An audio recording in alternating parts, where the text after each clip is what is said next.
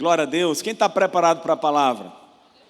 Sem demora, abra sua Bíblia no livro de Romanos, capítulo 8, verso 19. Romanos 8, 19. Esse versículo que é o tema base da nossa conferência, a manifestação dos filhos. Quem é filho de Deus aí diz amém. Glória a Deus. O texto diz assim na versão que eu tenho aqui: pois toda a criação aguarda com grande expectativa pela manifestação dos filhos de Deus. Eu vou repetir: pois toda a criação aguarda com grande expectativa pela manifestação dos filhos de Deus. Vamos orar mais uma vez. Senhor, essa é a Tua palavra. O nosso coração está confiante de que o Senhor está nesse lugar e o Senhor vai falar conosco nessa noite. Cremos, Pai, que essa palavra é lâmpada para os nossos pés e ela é luz que ilumina os nossos caminhos. E que nessa noite ela também seja uma semente poderosa, semeada numa boa terra, que é cada coração nesse lugar. Profetizamos que essa semente vai germinar, frutificar a 30, a 60 e a 100 por um. E em cada vida nesse lugar, o Teu nome será glorificado. Te agradecemos em nome de Jesus. Quem está comigo diz amém. Glória a Deus. Então esse texto aí, bastante conhecido da palavra de Deus, o apóstolo Paulo falando a essa igreja em Roma, ele falou a respeito, da criação. Ele falou de duas coisas que, de certa forma, não é a mesma coisa. Ele falou sobre a criação e ele falou sobre os filhos de Deus. A gente sabe que existe uma diferença, não é verdade? A gente sabe que, de alguma forma, ou melhor, literalmente, todo mundo faz parte da criação de Deus, não é verdade? Afinal de contas, Deus criou todas as coisas e criou todas as pessoas e todos os seres vivos. Claro que nós somos parte da criação de Deus, não somos qualquer parte. Toda a criação de Deus é linda, toda a criação de Deus é maravilhosa. Porém, eu não sei se você já percebeu, mas você é a obra-prima da criação de Deus. De tudo que Deus fez e colocou nessa terra, você é a melhor parte, amém? Tudo que Deus fez, tudo que Deus criou, Ele achou que ficou excelente, ficou bom demais. Mas quando Ele fez você, irmão, Ele se apaixonou, Ele ficou extremamente, impressionado. Ele te ama demais e você realmente é a parte mais importante da criação. Mas ele fala não só da criação, mas ele fala também nesse texto dos filhos. Alguns são a criação, outros são os filhos de Deus. Claro que os filhos é muito fácil da gente saber quem são, não é verdade? Eu tenho certeza que na minha frente aqui eu estou cheio de filhos e filhas de Deus.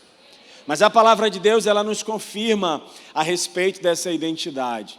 A Bíblia fala lá em João, no capítulo 1, versículo 12, esse texto bastante conhecido da palavra, quando ele diz que todos aqueles que o receberam, a saber, os que creram no seu nome, a esses foi dado o poder de se tornarem filhos de Deus. É como se o texto estava dizendo, aqueles que o receberam, eles receberam também um poder, uma autoridade, para serem transformados em filhos de Deus. Até porque só pode se tornar uma coisa quando antes não era, não é verdade?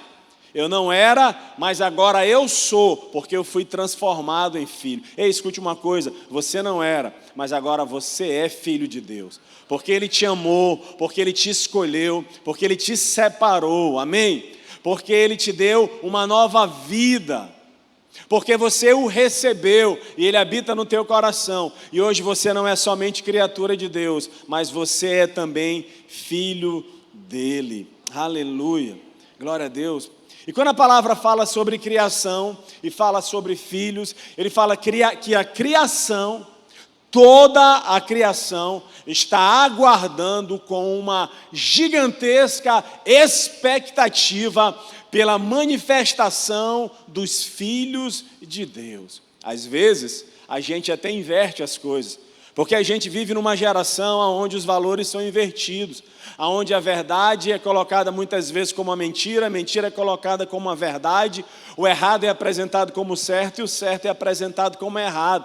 E no meio disso tudo, algumas pessoas que são filhos de Deus, parece que estão olhando para a criação e estão esperando que alguma coisa aconteça na criação, esperando que a criação se revele, que a criação se manifeste, mas eu quero dizer que essa não é a verdade é que aqueles que estão lá fora, aquele da sua família, aquele da sua escola, da sua faculdade, aqueles que não conhecem a Deus, aqueles que estão nessa cidade, nesse estado, em outros estados do Brasil e nas nações da terra, eles estão olhando para você e esperando que você, como filho de Deus, possa se manifestar, se revelar nessa terra e trazer a glória do Pai sobre essa geração. Aleluia! A expectativa está em você. Fala para o teu vizinho, a expectativa está em você. Aleluia! Quem está entendendo o que eu estou falando nessa noite? Eu olho para esse texto de Romanos e eu acho impressionante o impacto que essa palavra do apóstolo Paulo, ela causa nos nossos corações. Pelo menos no meu coração até hoje, ela causa um impacto muito forte. Em todas as gerações, em todos os tempos e épocas, a criação sempre esteve com uma enorme expectativa pela manifestação dos filhos. Isso não é uma coisa de agora, mas em todas as gerações, essa expectativa ela sempre foi gerada, essa expectativa sempre existiu. E na nossa geração, lógico que não seria diferente. Afinal de contas, o mundo ele está cada vez mais confuso, cada vez mais corrompido e cada vez ele tem se distanciado mais de Deus. E quanto mais ele está confuso, corrompido e distante de Deus, mais ele espera pela manifestação daqueles que são filhos. Mas talvez eu pergunto para você nessa hora, se o mundo lá fora, se a criação inteira olha para a igreja do Senhor, para os filhos de Deus, e ela espera pela sua revelação, pela sua manifestação, eu transfiro para você essa bola e pergunto, o que você tem feito com isso? O que você tem feito com essa responsabilidade? Será que você e eu temos verdadeiramente nos manifestado? Sabe por quê, irmão? Nós, como igreja, temos clamado por avivamento. Quantos aqui amam e clamam por avivamento? Clamamos por avivamento. Nós pedimos ao Senhor pelas almas. Nós intercedemos pelas nações. Pela galera que está na África, na China, na Índia, no Nepal. Mas eu pergunto para você, será que essa mesma igreja, que tem clamado por avivamento, que tem orado pelas nações, que tem pedido almas para o Senhor, será que essa mesma igreja, essa mesma juventude, de fato, ela tem manifestado a glória de Deus nessa terra? Será que nós temos nos manifestado a ponto de levarmos as pessoas a conhecerem a esse Pai, a receberem a identidade de filhos? Porque muitas vezes parece que nós estamos empolgados com os pregadores, com as bandas, com os ministérios de louvor, com as conferências, com os eventos, com a estrutura. Mas será que eu e você, verdadeiramente, nós temos manifestado o reino de Deus nessa terra? Quem está entendendo o que eu estou falando nessa noite? Estamos aqui nesse final de semana para falar sobre a manifestação dos filhos de Deus, daqueles que um dia o receberam, daqueles que um dia receberam essa identidade. E eu pergunto, aonde estão os filhos nessa noite? Aleluia. Se você é filho, irmão, existe uma responsabilidade sobre você. Porque se você é filho, de alguma forma, ou melhor dizendo, obviamente que você também é um príncipe, uma princesa. Aleluia. Você faz parte de um reino. Você é integrante de uma família real. Você é filho e filha, nada mais, nada menos do que do Rei dos Reis e do Senhor dos Senhores. Todo filho de rei é príncipe. Às vezes o mundo fala o contrário, não é verdade? O mundo fala para as meninas que elas são cachorras, que elas são bandidas, ordinárias. Você passa pelas ruas da cidade e as festas estão cada vez com canções, músicas mais depreciativas para o ser humano. Os rapazes não é diferente. Mas eu quero dizer para você que na verdade você é príncipe, você é princesa, você é filho, você é filha, você é a obra-prima da criação de Deus. Aleluia. Quando a gente fala sobre manifestação, não tem como, eu pelo menos sempre penso a respeito daquilo que o mundo promove lá fora.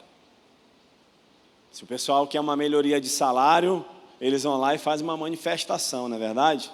Faz uma greve, vai para a rua, os caminhoneiros param, os motoristas de ônibus, o sindicato disso, daquilo outro, se movimentam. Os estudantes, a nossa cidade foi marcada há mais de 40 anos atrás pela briga pela meia passagem. Meu pai me conta essa história, ele disse que estava lá na Praça Deodoro brigando e ele fazia parte do movimento estudantil e tudo mais. E ele, olha, eu estava lá batalhando pelo direito dessa galera que está hoje aí pegando ônibus, pagando a meia passagem. E eles estavam fazendo o quê? Manifestação. Quem aqui alguma vez já participou de uma manifestação pública aí na rua? Talvez uma passeata, alguma coisa. Levante sua mão aí. Rapaz, aqui está cheio de militante, misericórdia.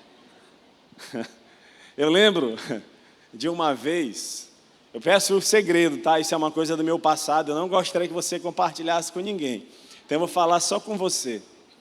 Mas algumas pessoas sabem que eu cursei na Universidade Federal do Maranhão Ciências Sociais, Humanas.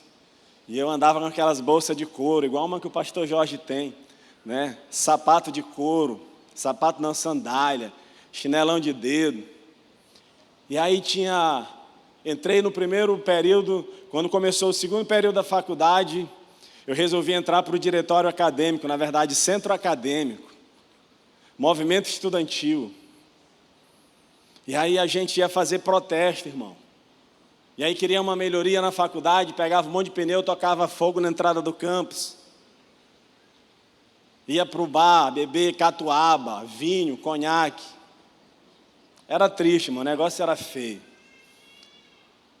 E eu lembro que, falando de manifestação, quando o Brasil completou 500 anos de descobrimento, ou seja, faz um tempinho já, né?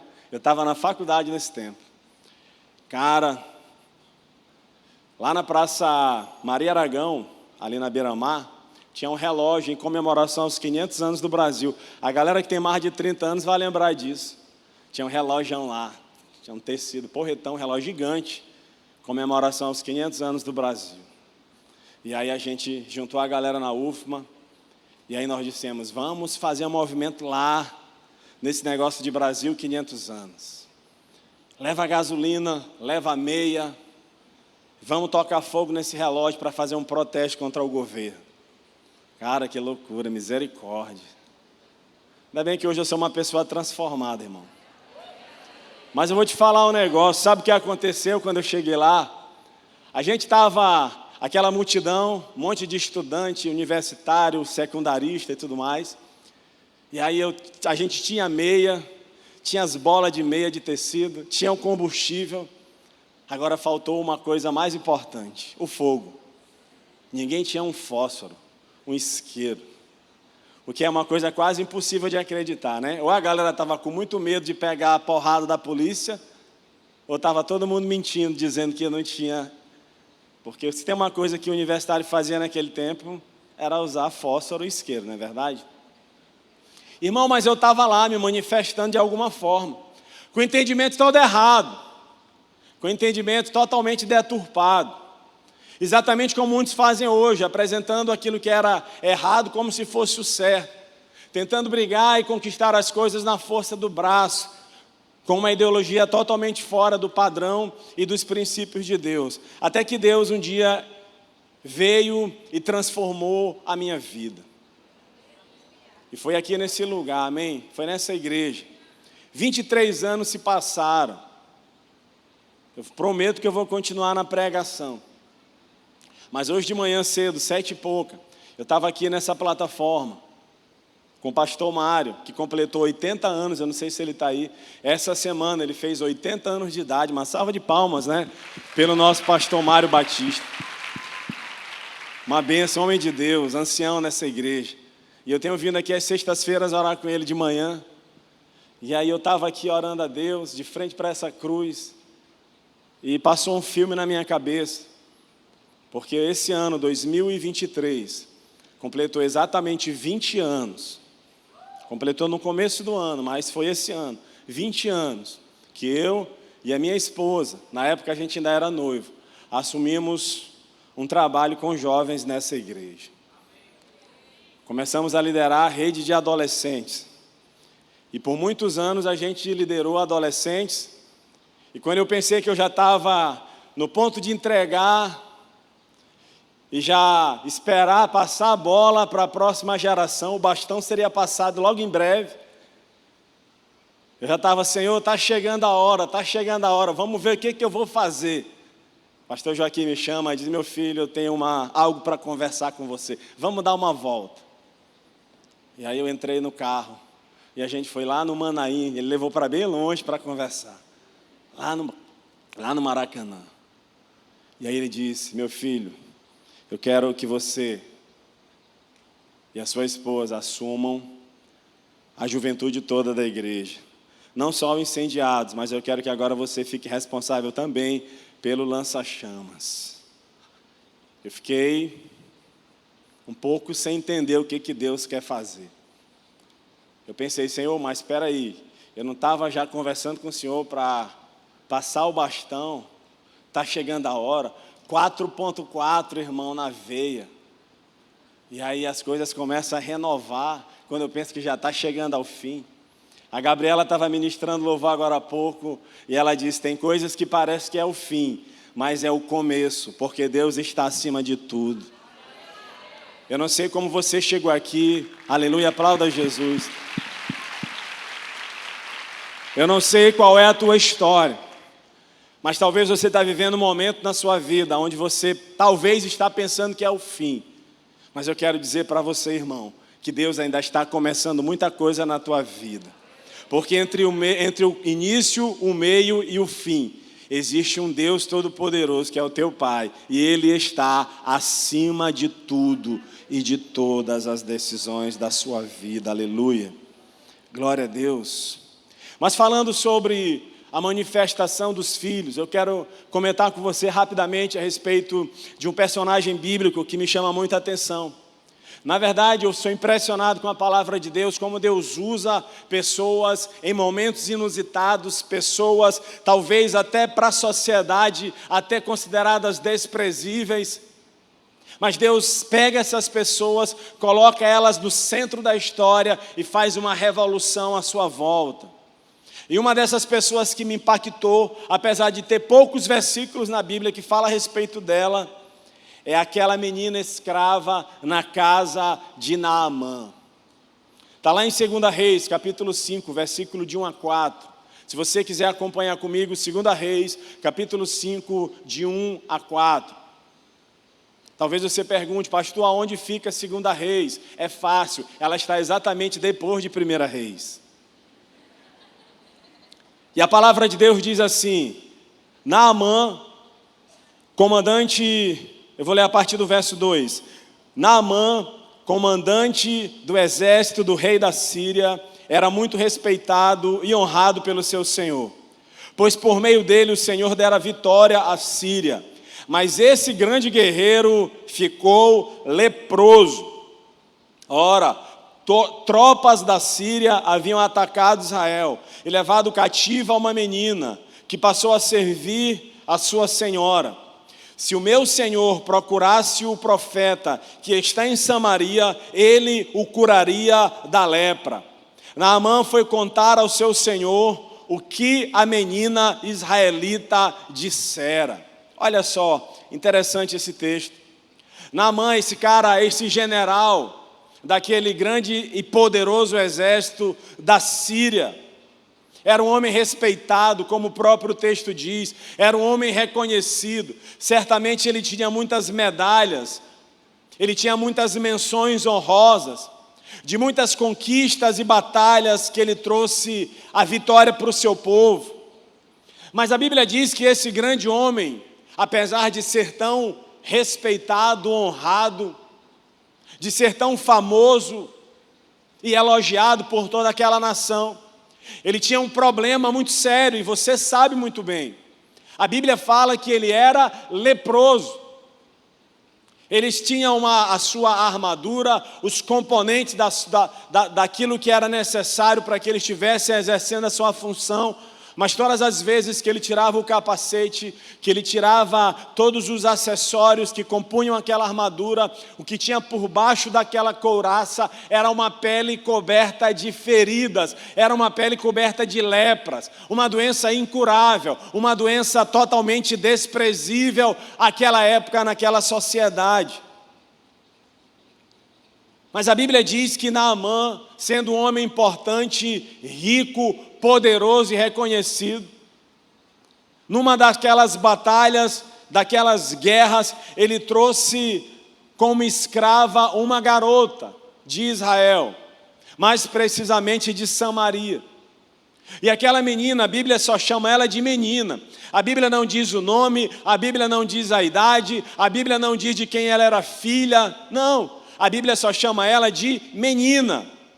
E aquela menina que foi trazida como prisioneira e que estava ali sendo escrava a serviço da mulher de Naamã naquela casa, ela então olhou para ele diante de toda aquela debilidade, diante todo aquele problema, e ela disse: olha, lá na minha terra, em Samaria, tem um profeta. Se o meu Senhor for até esse profeta de Deus, certamente Deus vai curá-lo dessa lepra.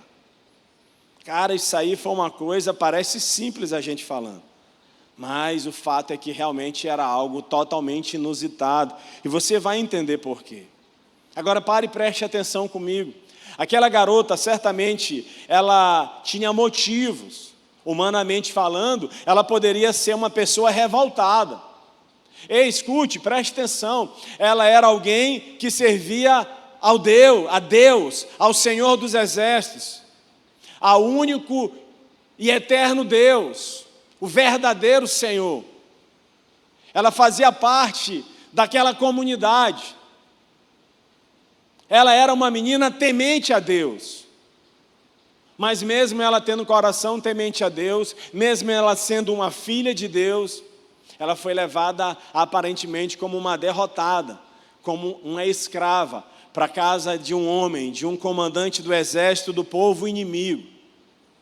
Ela poderia ter sido alguém revoltada, ela poderia ter ficado decepcionada com Deus. Talvez em algum momento você se sentiu revoltado, decepcionado com Deus, porque talvez você orou e a sua oração não foi respondida, porque algo que você não gosta aconteceu, porque algo te incomodou, e você então ficou questionando: Senhor, mas por que isso, por que aquilo? Eu não mereço, eu sou teu servo, eu sou tua serva, eu sou tua filha, o que está acontecendo? Mas aquela menina, em nenhum momento a Bíblia mostra ela fazendo isso.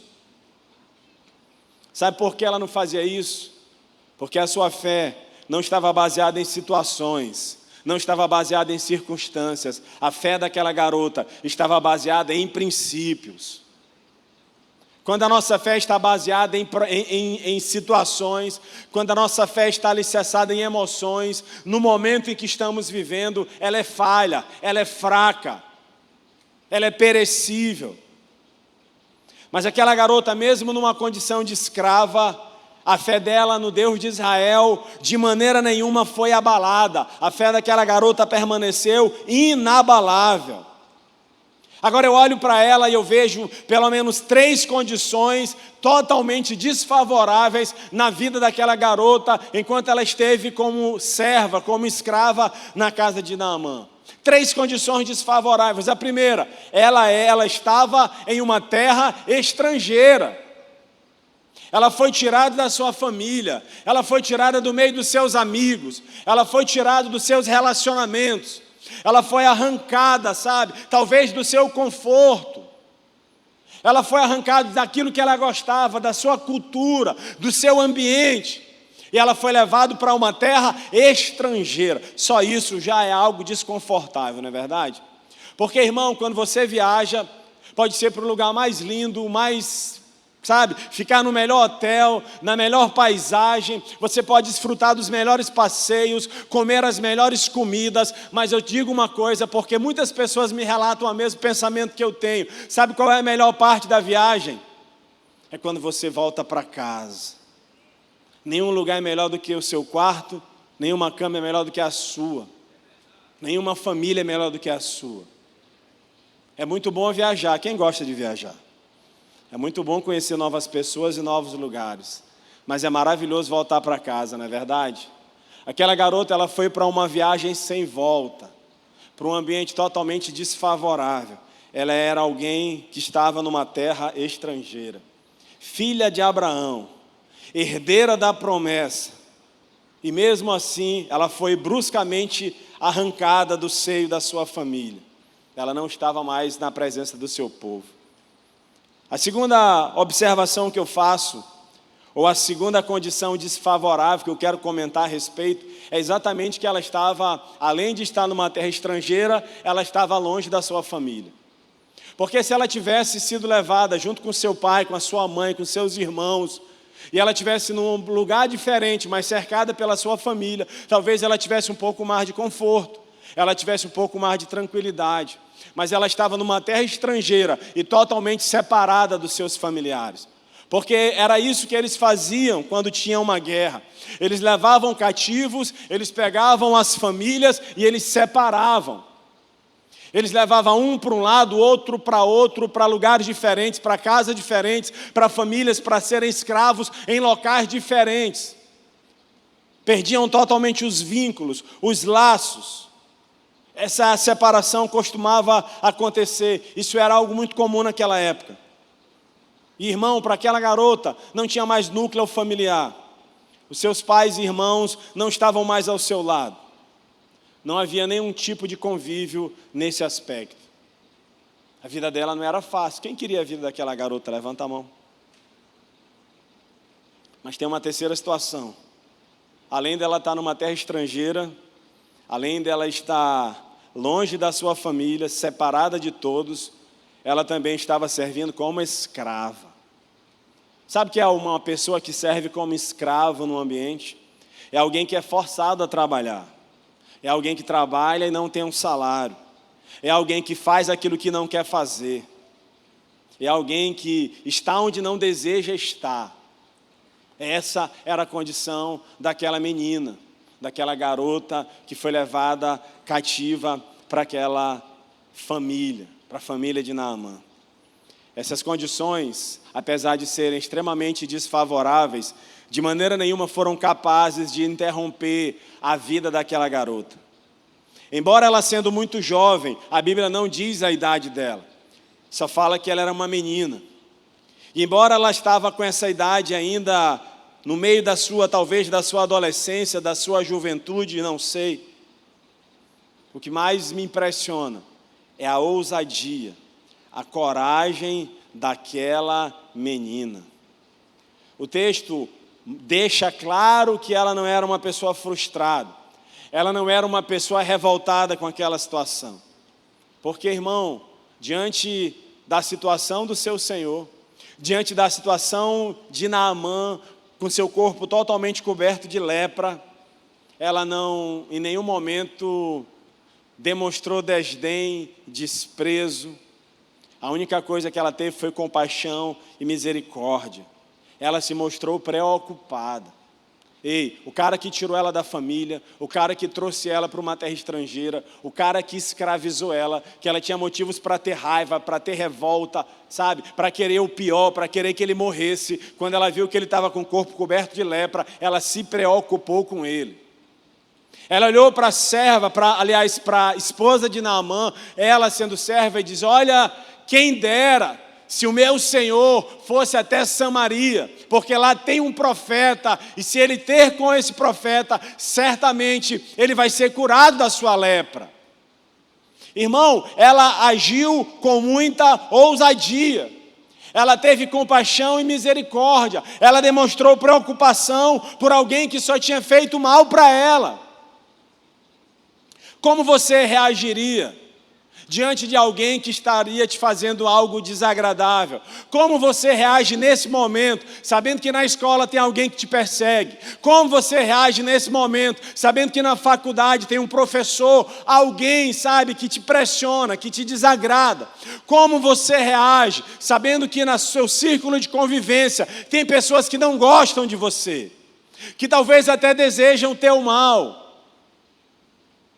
Aquela garota, ela tinha alguém que fez tanta coisa ruim para ela, e ela demonstrou preocupação por aquele homem. Por isso eu quero nesse momento, para a gente caminhar para o final, eu quero destacar 3 manifestações dessa menina.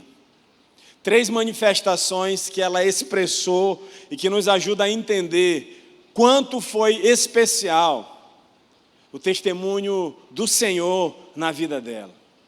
A primeira manifestação que eu vejo na vida dessa garota, ei, preste atenção, por favor, isso aqui é algo importante.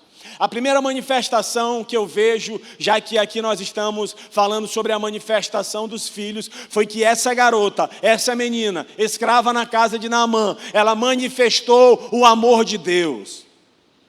A gente está falando sobre manifestação, sobre manifestar alguma coisa. Eu espero que quando você saia daqui, ao final dessa conferência, você saia daqui, sabe, animado, encorajado, desafiado a se manifestar. A manifestar a presença de Deus, lá na sua casa, no meio da confusão, no meio do teu pai que não é crente, no meio dos teus irmãos, no meio, sabe, da tua escola, da tua faculdade. Aquela menina, no meio daquele ambiente totalmente desfavorável, ela manifestou o amor de Deus. Aleluia! Você lembra do profeta Jonas? Ela teve uma atitude totalmente diferente da atitude do profeta Jonas. Porque Jonas, quando Deus chamou ele para que ele fosse pregar arrependimento à cidade de Nínive, para que eles se convertessem, ele ficou totalmente revoltado contra Deus. Ele tentou fugir, ele não queria fazer aquilo. Ele tinha raiva daquele povo que maltratou o seu povo e a sua família. Mas aquela garota não. Ela fez completamente o contrário. Sabe por que ela fez isso? Porque ela cria de todo o seu coração num Deus de amor e de misericórdia. Ela cria num Deus que demonstrou esse amor ao próximo em todas as suas atitudes. Eu quero falar com você sobre esse amor. Na verdade, ler uma passagem da Bíblia que tem em Lucas, capítulo 6, verso 27. E a palavra de Deus diz assim, Lucas 6, 27 ao 35, para que nós possamos compreender a importância de manifestar esse amor. O texto sagrado diz assim, mas eu digo a vocês que estão me ouvindo, amem os seus inimigos, façam o bem aos que os odeiam, obedeçam, ou melhor, abençoem os que os amaldiçoam, orem por aqueles que os maltratam. Irmão, se eu parasse só nesse versículo aqui, já é algo muito difícil de realizar, não é verdade? Porque ele diz aqui, ame os seus inimigos, faça o bem a quem te odeia, ore por quem te maltrata. É complicado. Fala para o teu vizinho, é complicado. Mas se você acha que só vai até aí, olha para o versículo seguinte, 29. Se alguém bater em você numa face, ofereça-lhe também a outra. Se alguém tirar de você a capa, não impeça de tirar a túnica. Dê a todo aquele que pedir, e se alguém tirar o que pertence a você, não lhe exija que o devolva. Como vocês querem que os outros lhe façam, façam também vocês a eles. Que mérito vocês terão se amarem somente aqueles que os amam? Até os pecadores amam aos que os amam. Que mérito terão se fizerem o bem àqueles que são bons para com vocês? Até os pecadores agem assim. E que mérito terão se emprestarem a pessoas que esperam a devolução? Até os pecadores emprestam a pecadores, esperando receber devolução integral. Amem, porém, os seus inimigos, façam-lhes o bem emprestem a eles, sem esperar nada de volta. Então a recompensa que terão será grande, e vocês serão filhos do Altíssimo, porque Ele é bondoso para com os ingratos e maus. Escute, se você fizer tudo isso, se você amar os que te perseguem, se você der a outra face, se você abençoar aqueles que te amaldiçoam, se você fizer o bem àqueles que te fazem o mal, a promessa de Deus é que você será chamado filhos do Altíssimo. Aleluia! Só pode manifestar o amor do Pai aqueles que são filhos, e só são filhos aqueles que amam. Você não pode selecionar quem você ama, você não pode selecionar por quem você ora, você não pode selecionar quem você abençoa. Às vezes eu pergunto para os irmãos, e aí o irmão, ele tinha um candidato, o outro candidato ganhou a eleição, e aí eu digo assim: irmão, tu está orando pela autoridade sobre a tua vida? E ele diz assim: eu estou orando. Eu digo assim: Senhor, prepara e leva. Mas eu acho que não é essa oração que Deus está falando. Deus está falando para você abençoar, para você amar. Quem está entendendo o que eu estou falando nessa noite? Fica tranquilo que eu já estou quase terminando. A introdução. Aleluia. Tem uns 4 aqui que ficaram empolgados, mas eu acho que é falsidade.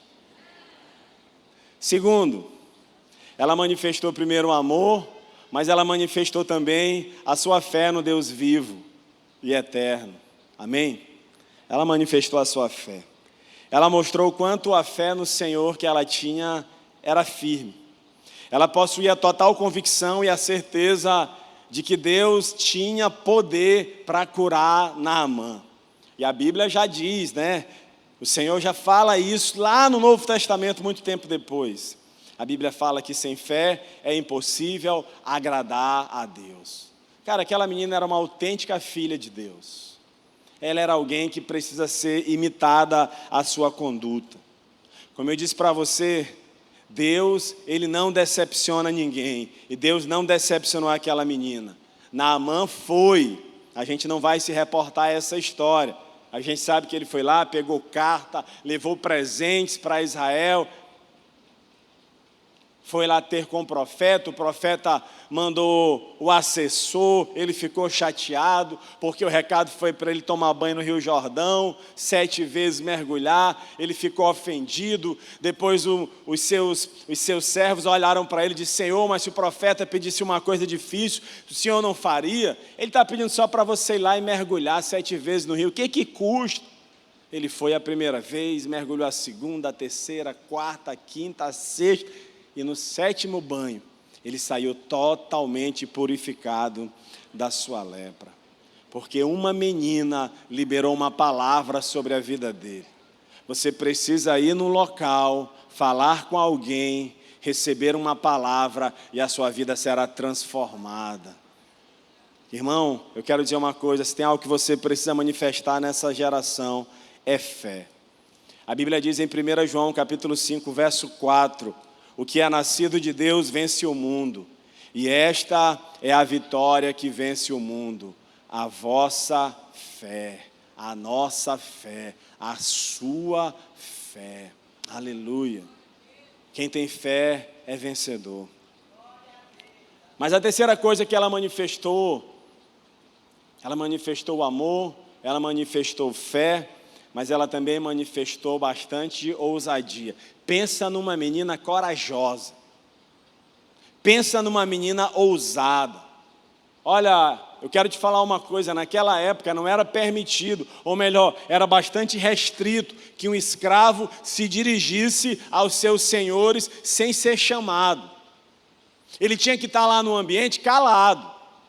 O marido podia estar brigando com a esposa, ele poderia estar fazendo qualquer coisa, poderia estar fazendo a sua refeição, falando de um problema, contando uma vitória, não importa o que estivesse acontecendo. O escravo tinha que ficar lá totalmente mudo, ele não poderia, se intrometer numa conversa. Isso era algo complicado, era passível de punição. Mas aquela menina, ela ousou, porque ela tinha certeza de que se ele cumprisse com aquela palavra, a vida dele seria transformada.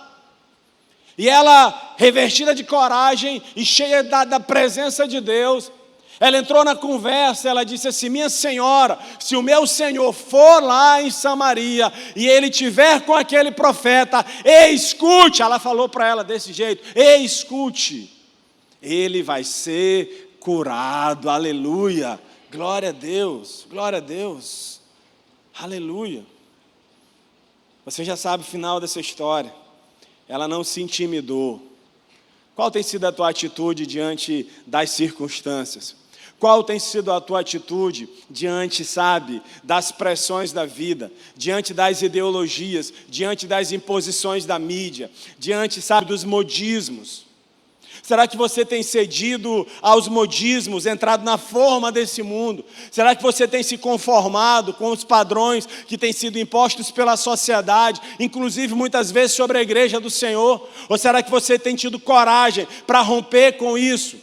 Para remar contra a maré, para fazer a diferença, para dizer: ei, não é assim, eu sou cristão, eu sou cristã, eu sou uma menina de Deus, a minha conduta não vai ser igual à conduta do mundo. Será que você tem coragem? Será que você tem sido ousada? Ou será que você tem se calado diante das pressões do mundo? Aquela menina, ela abriu a sua boca no meio daquela casa. E a Bíblia diz em 2 Timóteo, capítulo 1, verso 7, 2 Timóteo 1, 7, a palavra de Deus diz: pois Deus não nos deu espírito de covardia, mas de poder, de amor e de equilíbrio. Aleluia! Ei, eu quero dizer uma coisa: se você é filho de Deus e você deseja manifestar a glória de Deus nessa terra, receba nessa noite o espírito de poder, de amor e de equilíbrio, e que todo espírito de medo, de temor, de timidez caia por terra em nome de Jesus. Aleluia! Você pode aplaudir a Jesus nessa noite?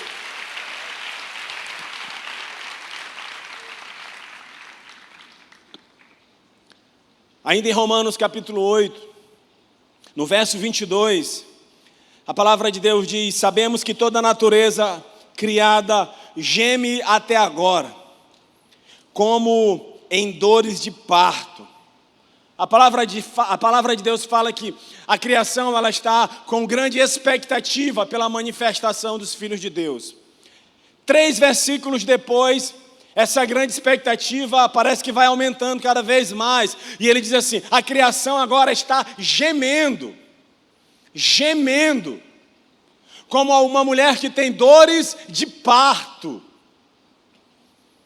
Irmão, vou te falar um negócio: a expectativa em cima da igreja é grande e é boa, porque nós não vamos suprir as expectativas de ninguém pelo nosso conhecimento, pela nossa força, pelo nosso dinheiro, pela nossa capacidade humana, mas é o Senhor em nós, amém? A Bíblia diz: Cristo em vós, a esperança da glória. Quando você se manifesta, não é você que aparece. Quando você se manifesta, é Deus que é revelado. Quando você se manifesta, não é você que vai ser reconhecido, mas quando você se manifesta, é o nome dEle que é glorificado.